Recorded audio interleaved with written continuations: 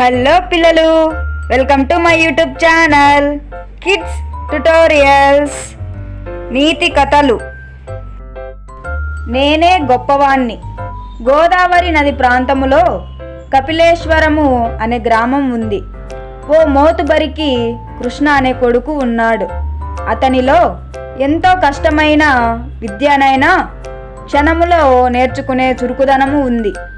ఆగకుండా 8 మైళ్ళ దూరమైన పరుగెత్తగలడు.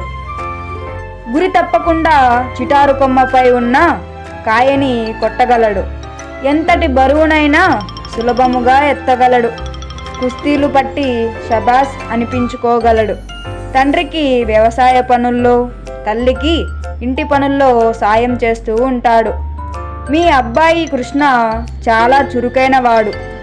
రాజమహేంద్రవరములో గల శంకర తీర్థుల వారి వద్దకి పంపిన వాడి తెలివితేటలు ఇంకా రాణించగలవు అని గ్రామంలో గల పెద్దవాళ్ళు చెప్పారు. అంతేగాక ఆయనకి రాణి విద్యలు లేవు. మహాపండితుడు. ఆయన వద్ద శిష్యరికం చేసిన వారికి జీవన భుక్తికి ఏ లోటు ఉండదు అని చెప్పారు. తండ్రి శంకర తీర్థుల వారి గురించి కృష్ణకి చెప్పి చూశారు. కానీ కృష్ణ వారి మాటలు వినలేదు. కృష్ణ జీవితంలో క్రొత్త విద్యలు నేర్చుకొని ఏం చేయాలి? ఉన్నంతలో నలుగురికి సాయపడాలి. నేర్చుకోగల పరిస్థితి ఎందుకు? ఆయన వద్ద ఎందుకు శిష్యరికం చేయాలి? నేను గొప్పవాణ్ణి కదా, నేనే క్రొత్త విద్య కనిపెట్టగలను అని ఆత్మవిశ్వాసంతో పలికాడు. తన గ్రామ ప్రజలు తన గొప్పతనము గుర్తించాలంటే ఏదో ఒకటి నేర్చుకోవాలి అనే ఉద్దేశం కలిగింది. ఆ ఊరిలో పెద్ద తోట ఉంది. ఆ తోటలో ఒక చెట్టుకి రేగికాయలు ఉన్నాయి. అవి తింటే కాకరకాయల్లాగా చేదుగా ఉంటాయి. ఆ కాయల జోలికి ఎవరూ వెళ్ళరు. వాటిని గురించి బాగా ఆలోచించాడు. మరుసటి రోజు సాయంత్రం ఒక కోతి ఆ కాయల్ని తిని రెట్టించిన ఉత్సాహంతో ఆకాశంలోకి ఎగిరింది. అది గమనించిన కృష్ణ 2 కాయలు తిని మరి 4 కాయలు జేబులో వేసుకొని పైకి ఎగిరి పక్షిలాగా ఏ ఎత్తుకి పైకి వెళ్ళి క్రమంగా క్రిందకు దిగాడు. ఇటువంటి ఫలాలు తినే ఆంజనేయుడు లంకని దాటాడా అనే సంకషం కూడా కలిగింది కృష్ణకి. మరుసటి రోజు గ్రామ పెద్దల్ని సమావేశపరిచి వారికి చెప్పి ఆకాశమునకు చేయసాగాడు. ఆ వార్త దావానంలా అంతా ప్రాకిపోయింది. రాజమహేంద్రవర్మలో గల శంకరతీర్థుల వారికి తెలిసి వారు ఈ గ్రామమునకు వచ్చి కృష్ణను కలిశారు.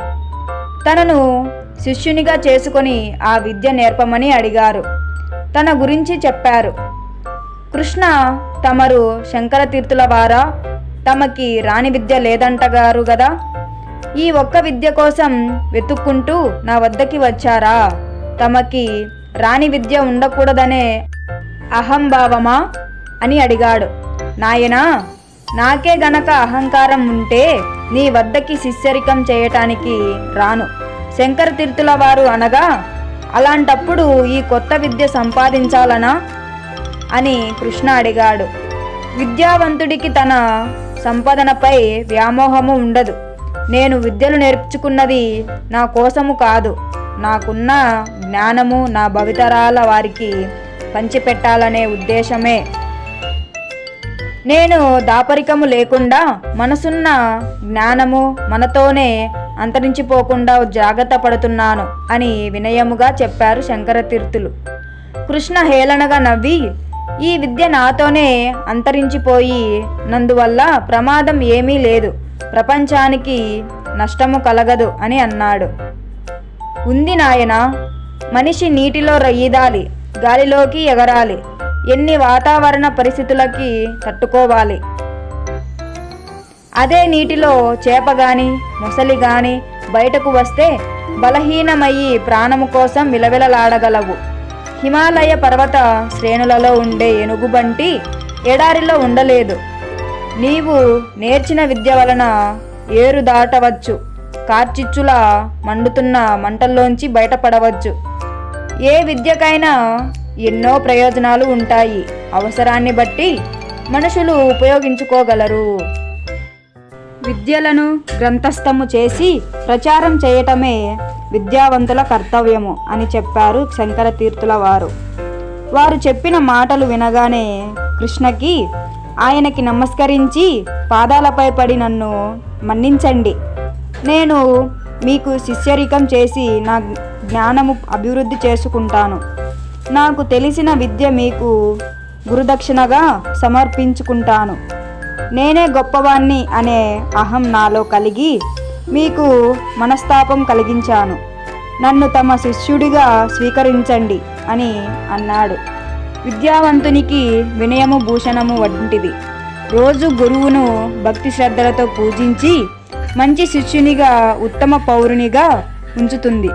విద్య వలన వివేకము, వినయము, జ్ఞానము కలుగును. విద్య లేనివాడు వింత పశువని సామెత కలదు. మరిన్ని కథల కోసం subscribe to my YouTube channel kids tutorials.